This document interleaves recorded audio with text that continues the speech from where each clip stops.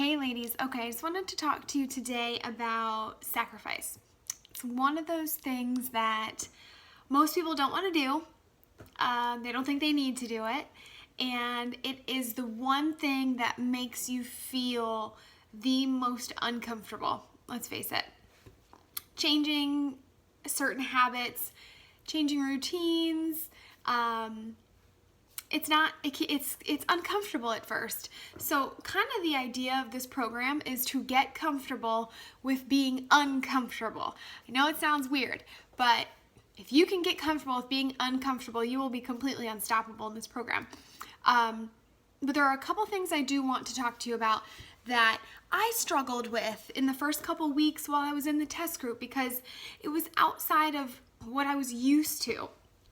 So one thing that you're gonna have to give up for just 80 days is alcohol. I love wine. I love my wine. I don't drink a lot of it, but when I would have a really bad day with the kids, if they drove me insane, or if I was at a social function, weddings, I was a maid of honor at one point in a wedding, all these different things, you're gonna have to avoid it. You're gonna have to say, okay, I understand that this is hard right now and that making this sacrifice in this moment feels really difficult. And it's okay to admit that. But get on the other side of it and you're gonna feel like a rock star. There was at one point, I think we were maybe a week into the program, and my kids were driving me insane. I had them both in the bathtub, and Emma was losing it, and she's freaking out because I poured water over her head, which I do every day, but for some reason this particular day, she freaked out. Lost it. And then Cruz started freaking out because she was freaking out and she was annoying him, and I thought I was going to pop a gasket. And Blake walked in the door from work like at that very moment, and I screamed, "I just want a glass of wine!" And I couldn't have it. And I really wanted it, and I'm gonna be honest with you, I actually cried. Like actual tears came out of my eyes because I just wanted a glass of wine because my kids are driving me insane. And then fast forward a couple weeks, I find out someone in my family, someone very close, it's not my story to share, but is very sick. And enough, sick to the point where it kind of rocks your world and makes you think. So I just wanted a glass of wine because I was so stressed out. And I didn't do it. And then Irma came, Hurricane Irma. And I was fine up until like the day before when it decided it was gonna turn to Tampa, and then all of a sudden it looked like Tampa was gonna get wiped out, and you have these two kids that you're responsible for and you're just so nervous. I wanted wine. I just really wanted it, and I didn't have it. And each little milestone that I overcame of not giving in to things that I wanted but I knew I couldn't have made me feel 10 times stronger. I don't need wine. You don't need wine or whatever your beverage of choice is. It's a mental game. And in that moment, you take your first sip of that drink and you're like, oh, I feel so much better. Do you? Or did you just give in to what you think eliminates your stress? When really, it doesn't. This program taught me how to handle stress for real.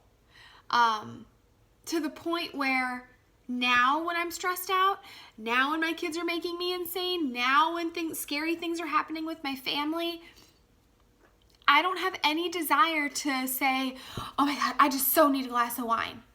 I don't have it.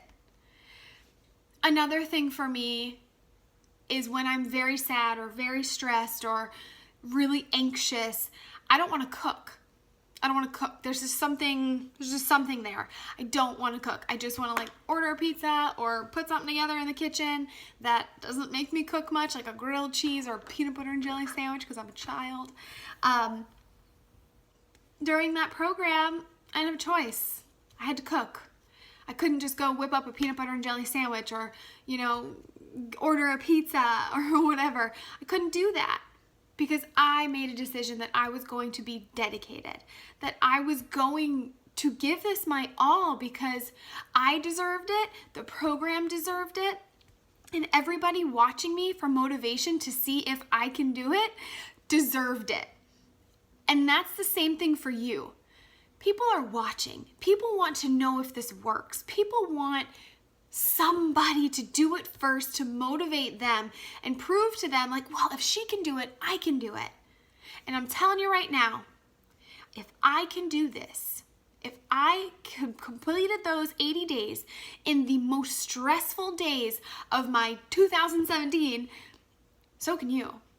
You can overcome anything over these 80 days. But you got to get your mind right. You have to say, okay, yeah, this is going to be a sacrifice. You're not going to have pizza. You're not going to have wine. You're not going to have sweets. But on refeed day, you can have the fix-8 brownies. Like, there are refeed days. You get little days where it feels like you're cheating, but you're not. But yeah, you're not going to be able to go have Chick-fil-A, and you're not going to be able to go, swing through a drive-through or whatever. Sacrifices. Guys, these are sacrifices that we have to make to reach a goal. If you want something you've never had, you have to do things you've never done. And I'd be willing to bet that being committed to a meal plan and a workout program for 80 days is a sacrifice. And I want you to know that something that is hard for you and not for somebody else doesn't make your hard any easier. That might sound weird. Let me explain. When I was in the test group, a lot of us were like, whoo, it's going to be tough to not have wine. And, before we started, we had, just so you know, we had no idea what the program was. We had no idea who the trainer was. We had no idea what the meal plan was. We just knew it was an 80-day program, and that's all we got. We got the meal plan rolled out to us 2 days, Saturday, before the program started. We had Saturday to figure it out, Sunday to shop and prep all of our food, and start that dang thing on Monday. So take advantage of this entire week you have to get it figured out. But in the test group, a lot of us were posting like, man, this is going to be tough to not have a glass of wine or whatever the choice of drink was. And, somebody said, oh, guys, you can do this. If I haven't been drinking for 10 years or whatever it was, if I can do it, you can do it for 80 days. And it wasn't, and this person wasn't being, like, you're derogatory or anything, but there was a tone to it like, oh, this is nothing. 80 days, like, if I can do it for this long, you can do it for 80 days. And I disagree. I disagree to the tone, sort of, because one person's hard doesn't make somebody else's hard any easier. So personally for me, pushing play, doing the workout part, that's not hard for me anymore. It used to be, but that's not hard for me. The meal plan, the not having a bite of my kids' food, when I'm running out of time or whatever, and I don't have family meal prepped, I just have mine, selfish, and I run through a Chick-fil-A drive-through for my kids because they're obsessed with it, and I don't eat it. That's sacrifice for me. That's hard for me. That's so hard. Or when I'm home, or when it's that time of the month, and I just want something sweet. I just want sugar, and I want carbs and chocolate, carbs and chocolate, carbs and chocolate. But I don't do it because I committed to the plan. But that's really hard for me. Maybe that's easy for you. My hard is not necessarily going to be your hard, and my easy is not going to be your easy. Maybe it will. I don't know. Maybe we're the same person. But point is, whatever is difficult for you, that's okay. But difficult doesn't mean impossible. And I want you to know that throughout these 80 days, you're gonna reach obstacles. You're gonna come up to a roadblock, and it's gonna have two choices. Stick to the plan, be tougher than the tough thing in front of you, or deviate and forget your goals, forget the plan, and do what you would have normally done in the past and quit. Those are your two choices. My prayer for you is that you take that other road, that road less traveled, that road that allows you to reach your goals, that road that allows you to have those before and after pictures that you're watching all around you be posted and thinking, man, I want those, man, I want those. Those are awesome. I want that to be me. I want that to be you. I want to see your results more than I want to see my results. Because to be 100% honest as a coach, to see somebody else get results like that or better results than I got is everything and anything I could ask for. It just does something to my insides, makes me all warm and fuzzy, but I really want this for you guys. So today I want you to commit to the sacrifice. Today I want you to say, I know this is going to be tough, but I'm tougher. I know I'm going to have struggles, but I'm going to learn from my struggles and I'm going to overcome them. I want you to understand that there are going to be things within these 80 days that are going to try to derail you, but you're not going to let them, right? You're just not going to let it. So stick to your guns. And I want you to post below what's hard for you. Is it sticking to the meal plan? Is it eating every 2 to 3 hours? Is it pushing play? Is it the motivation to get up off the couch? Is it logging into the group? Because that's a really important part of this 80 days is being an active part of the group. Is it, whatever it is. Social events, is that going to be hard for you? I don't know. I don't know what your heart is. So post below what one thing or couple things you struggle with so that you can identify them early on, and when they happen throughout the 80 days, you're not blindsided, okay? I believe in you. I want you to believe in you. I don't want you going into this program nervous or scared or already full of doubt.